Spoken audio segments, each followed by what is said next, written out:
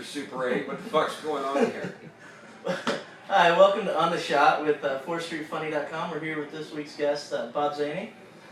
Hey, Brent, I'm a huge fan. You know, I watch this show every week, and then what I do is I stop watching it. Well, I appreciate that. No problem. It's really easy to stop watching it. I can understand the reaction we were hoping for, actually. Brent, this is fantastic. The menu here, by the way, has people seen the menu? It's fantastic. They got the Kentucky bourbon pecan pie, and then they got the loaded potato skins, and then the fried calamari. A lot of drugs and alcohol going on with the food here, don't you think? By the way, the loaded potato skins are now in the 12-step program. Well, I worked very hard on that menu. You're very good, and the things that you do around here are fantastic. I've never seen the floor in the kitchen swept so good.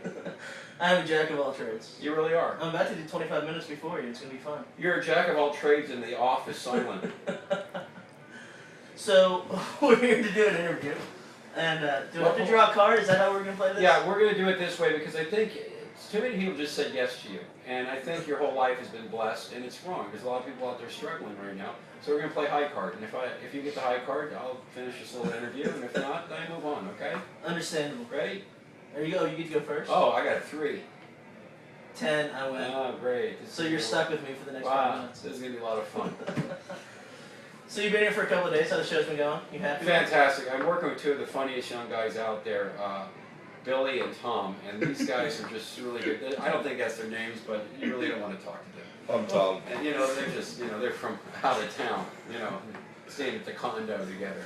Well, And Brandy, the boyfriend of Patrick, the young opener, just got a puppy and a vibrator today, and it's pretty much over for him.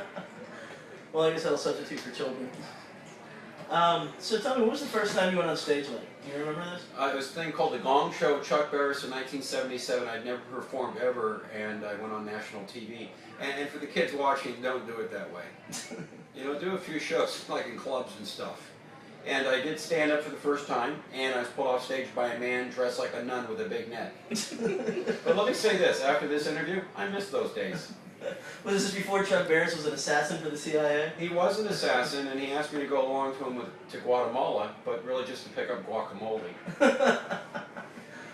Well, let me ask you this. What is the best thing, food or otherwise, that you've ever put in your mouth? Wow, that's a really good question. Is this like a Freudian slip going on? Well, I did go to today in Louisville. Louisville. You have to say it like that. They get mad. It's not Louisville. Louisville. I went to Cox Smucker's Outlet along with Bob Cameron, the manager here at the club, and he has a punch card. Yeah, but his not for cigars. That's right. That's what I was getting at, but thanks for making the obvious. Is this part of the 25 minutes you have? Yes, it is. Okay, absolutely. good. Tell me, can you name the first 5 Led Zeppelin albums? The first 5 is Zeppelin 1, then Zeppelin 2, Zeppelin 3, Zeppelin 4, and of course, the last one, my favorite, Zeppelin 5.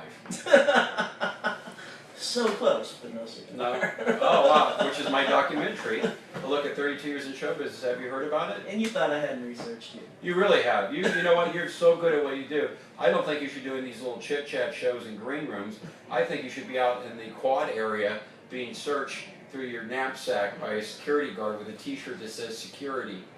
Well, then I would be in jail. Can you tell me then, has there ever been a joke that you've heard or somebody has ever told you that you would not be willing to repeat?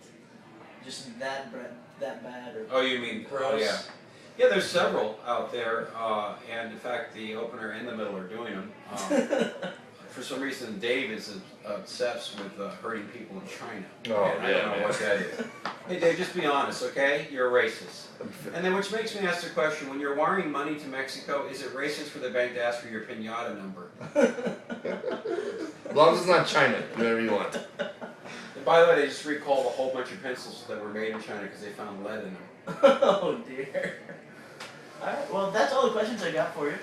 Really? But What a lot of research. I know, I try hard. I'll interview you now, Brent. Now let me ask you something. They get what they pay for around here. You do a stand-up, right? No, not at all. Oh, you've never done stand-up? Never in my life. Well, what else do you do besides this? I work as a writer. Oh my God, I can tell by the mannerisms and the fact that you're uncomfortable on camera. Shocker. So you're a writer, well you've written the folks may have seen, because I write for the Phi Kappa Phi, the Forum magazine. I have a column there, and that's the smart person's fraternity, though it shows how smart they really are because they haven't me write for them. But it's called And One More Thing. Where do you write that folks can see that? I write for the Leo Weekly here in Louisville. Oh, wow, that's exciting. Did you write about my appearance here this week? I did not. Ah, went with Joe Coy, huh? Yeah. Anyway, I'm sorry. That's okay. That's fine. You know, I'm just a throwaway act this week. I'm lucky to be working, I guess. You're the filler week. But so that's great. So, and what is your last? What is the thing that someone's actually during an interview of you said that you could never reprint? I could never reprint? I don't think there was anything I couldn't reprint. The one thing that I was kind of sketchy about was when Tommy Chong was talking about going to jail and compared himself to Martin Luther King and Nelson Mandela as being some sort of martyr for the Well, cause. but if you think about that analogy, it really shows that he is a big pothead. Because if he truly believes that, you know what I'm saying? To sell some paraphernalia at Wiley's in Dayton. Okay, I'm sorry. We have all had problems. That's very good, though. That's astute of you to know that there's a big difference between the three. You must be great with name tags. Hey, is it time for that big shot? It is time for that big shot. And this is and the name of the show is? On the Shot. Oh, this is fantastic. And we're here in Louisville doing A little Kentucky bourbon, huh? something like Kentucky bourbon. Oh, you gotta sniff it first. That's where I come from. Ah, yes. Yeah. Well, to you, Well, sir.